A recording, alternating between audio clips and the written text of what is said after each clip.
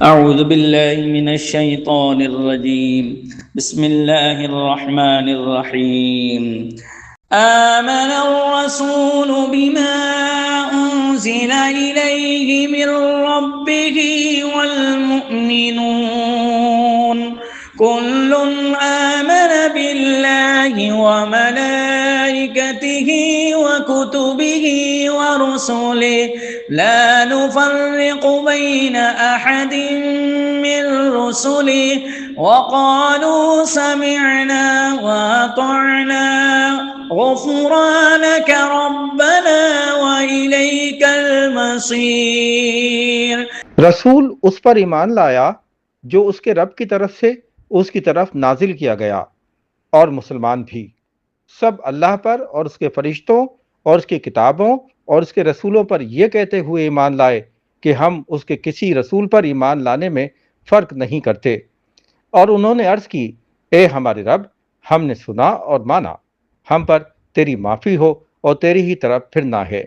لا يكلف الله نفسا إلا وسعها لها ما كسبت وعليها ما اكتسبت ربنا لا تؤاخذنا إن نسينا أو أخطأنا ربنا ولا تحمل علينا إصرا كما حملته على الذين من قبلنا ربنا ولا تحملنا ما لا طاقة لنا به واعف عنا واغفر لنا وارحمنا أنت مولانا فانصرنا